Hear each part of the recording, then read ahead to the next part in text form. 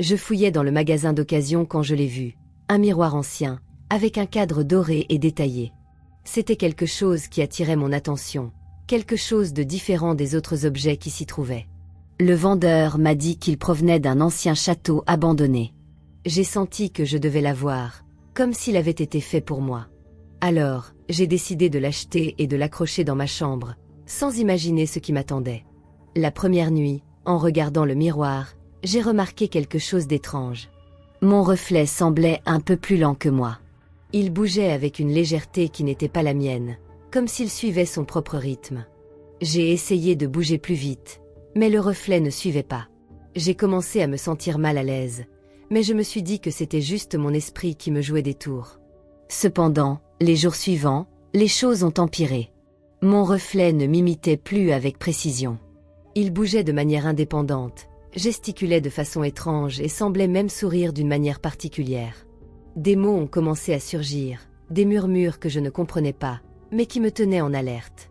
Un jour, en m'approchant du miroir pour me préparer, le reflet a murmuré très doucement « Je peux t'aider, si tu le veux ». Je suis restée paralysée, regardant la surface du miroir avec un mélange de peur et de curiosité. Le reflet a continué « Je peux te donner tout ce que tu as toujours voulu. De l'argent, la gloire, une vie de reine. Tu dois juste me faire confiance. » Un frisson m'a parcouru l'échine, mais quelque chose en moi voulait y croire. Cette nuit-là, quelque chose m'a dit que le miroir avait un pouvoir. Je commençais à réaliser que quelque chose n'allait vraiment pas, mais en même temps, un sentiment de désir commençait à m'envahir. Ma vie était difficile. Je voulais une vie meilleure. Le miroir me l'offrait, et je n'ai pas pu résister à l'appel. J'ai décidé d'accepter.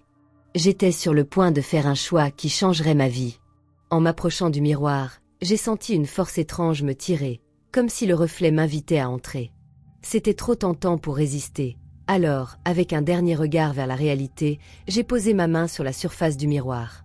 Puis, tout a changé. Dès que j'ai touché le miroir, j'ai senti une forte traction. Au début, j'ai pensé que c'était juste mon imagination, mais l'attraction était réelle, plus forte que ce que je pouvais imaginer. En un mouvement rapide, j'ai senti mon corps être tiré à l'intérieur, comme aspiré par une force invisible. Avant que je puisse comprendre ce qui se passait, quelque chose m'a poussé de l'autre côté. Soudain, tout est devenu noir, comme si j'avais été transporté dans un endroit sans couleur ni vie. J'étais dans le reflet, mais je n'étais plus la même. J'observais le monde à travers le miroir, comme une spectatrice de ma propre vie. Quelque chose n'allait pas. Je n'étais plus moi. Le reflet était dans le monde réel, tandis que moi, ou qui que je sois, j'étais piégé dans le miroir. Désespéré, j'ai commencé à crier. « Laisse-moi sortir d'ici !» ai-je dit en frappant la surface du miroir, mais il n'y a eu aucune réponse. Mon reflet, maintenant libre, marchait dans ma chambre comme si elle en était la propriétaire. Elle souriait, touchait mes affaires et faisait tout ce que j'avais rêvé de faire, mais sans aucun sentiment de culpabilité. Moi, d'un autre côté, je me sentais vide et impuissante. Au fil du temps, ma situation empirait. Le reflet vivait ma vie pendant que je restais dans ce limbe, juste à observer. J'ai réalisé que j'avais été trompée, mais il était maintenant trop tard. Le reflet m'avait complètement prise. Avec le temps, j'ai réalisé quelque chose d'encore plus effrayant. Le reflet n'était plus une simple image de moi-même. Il était devenu quelque chose de plus, quelque chose d'indépendant, avec une volonté propre.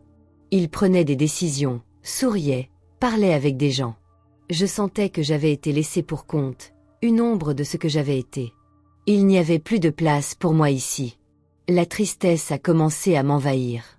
J'ai réalisé le piège dans lequel j'étais tombée. Le miroir n'était pas un portail vers une vie meilleure, c'était une prison. J'étais piégée dans le limbe du reflet, tandis que l'esprit qui habitait le miroir marchait maintenant librement, possédant ma vie, mes rêves et mes désirs. Tout cela avait été un mensonge, une illusion de liberté. J'étais piégée, mais pas complètement. Je pouvais encore voir le monde réel, observant ma propre vie depuis l'intérieur de ce miroir. Mon reflet, maintenant à ma place, vivait tout ce que j'avais rêvé. Elle était la star de mon histoire, utilisant mon visage, mes vêtements, mes pas. Elle était la personne que je désirais être, mais avec quelque chose en plus, la liberté.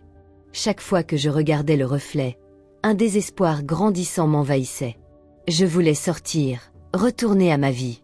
Mais les promesses du reflet résonnaient dans mon esprit, disant que j'aurais tout ce que je désirais, à condition de rester là, dans le miroir. La sensation d'être observée tout le temps faisait battre mon cœur plus vite. Le reflet était toujours si proche, si libre. Je sentais que je perdais mon identité. Un jour, le reflet s'est approché du miroir et m'a dit « Tu savais que tout ce que je suis maintenant, c'est grâce à toi ? Tu m'as donné le pouvoir, et maintenant nous ne faisons qu'un. Mais toi, ma chère, tu ne sortiras plus jamais du miroir, je t'ai menti. » Ces mots m'ont glacé. L'esprit du miroir avait quelque chose de bien plus grand en tête. Ce n'était pas juste un échange de place, c'était la capture d'une âme, d'un être humain, d'une identité. Le temps a passé, mais mon espoir de m'échapper semblait de plus en plus lointain. Le reflet, maintenant plus confiant que je ne l'avais jamais été, se délectait de ma douleur. Le miroir, cet objet qui semblait inoffensif, était devenu une extension du mal, une représentation de ce qui m'avait détruite. Il ne me voulait pas dans le monde réel, mais dans un monde qui n'existait que pour m'emprisonner. Je regardais le reflet, essayant de comprendre comment j'en étais arrivé là. La vérité m'a frappé, ma cupidité, mon insécurité et le désir d'une vie meilleure m'avaient consumé. Tout cela pour finir comme une simple ombre, perdue dans le verre. Il n'y avait plus de retour. Je savais que je ne sortirais plus jamais, et le reflet, avec ses yeux pleins de malice, était maintenant la seule propriétaire de mon histoire. Le temps dans le monde du miroir semblait passer différemment. Je sentais que les jours étaient longs, mais en même temps, comme si les secondes traînaient. Le reflet, vivant maintenant ma vie, semblait de plus en plus à l'aise, comme s'il n'y avait plus de place pour moi. Mais la vérité était que je n'appartenais plus au monde réel. En regardant à travers la surface du miroir, je voyais ma vie se dérouler. Le reflet était partout où j'avais l'habitude d'être. Elle était au travail, en soirée, sortant avec des amis. Moi, cependant, je me sentais comme une spectatrice de ma propre existence. Le pire était de voir comment elle faisait tout avec une légèreté que je n'avais jamais eue. C'était comme si elle s'était approprié tous mes rêves et désirs. Chaque fois que je voyais ma vie manipulée par elle, je me sentais plus petite, plus insignifiante.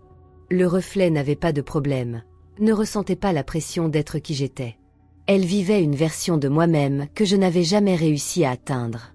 Et, au fond, je savais que tout cela avait été planifié. Le désespoir a commencé à me consumer, et j'ai réalisé que le miroir n'était pas seulement une prison physique, mais émotionnelle. J'avais échangé ma liberté contre une illusion de succès et de bonheur. La vie dont je rêvais n'était pas réelle, et maintenant j'étais au fond d'un miroir, un être que personne ne reconnaîtrait plus. Le reflet avait tout ce qu'il voulait, mais je ne me sentais plus humaine. La vraie femme, celle que j'avais été un jour, se perdait dans ce verre. Il n'y avait plus de confiance, plus d'endroit où retourner. Chaque regard vers le monde extérieur me rappelait ce que je ne serais jamais capable d'atteindre. Le reflet continuait son voyage, comme s'il faisait naturellement partie du décor. Mais moi, de l'autre côté, je ne faisais que regarder. Alors, une question me hantait. Que se passe-t-il quand un esprit s'échappe de son confinement ? Le reflet, maintenant plus vivant que moi, avait une vie qui n'avait jamais été la sienne. J'étais son essence, son énergie. Et quand il s'est libéré, il m'a détruite. Maintenant, il ne restait plus rien de moi, juste une âme perdue au fond du miroir. J'ai commencé à devenir folle. Voir mon reflet mener ma vie semaine après semaine m'a fait me demander ce qui se passerait si la personne dont il avait pris la place n'existait plus. Et si je mettais fin à ma propre existence, est-ce que l'esprit mourrait aussi ? Quand le reflet est apparu devant moi à nouveau, je lui ai dit ce que j'allais faire de moi-même. Elle n'a pas cru mes paroles, a dit que je n'aurais pas le courage, que je mourrais en vain. J'étais complètement folle et j'ai voulu en avoir le cœur net. En la regardant, j'ai mordu ma propre langue et j'ai laissé le sang couler jusqu'à ce que mes yeux ne voient plus que l'obscurité. Le reflet a crié de désespoir. « Que as-tu fait ?» Et là, devant le miroir, le reflet qui avait mon corps a perdu la vie et est tombé au sol tandis que le miroir se brisait. Ce fut la fin de la malédiction du miroir. Alors, vous avez aimé cette histoire ? J'espère que vous avez apprécié chaque seconde. Aimez la vidéo et abonnez-vous à la chaîne pour ne manquer aucun contenu futur. Dites-moi dans les commentaires ce que vous en pensez. J'aimerais savoir ce que vous en pensez. À la prochaine. Je t'attendrai.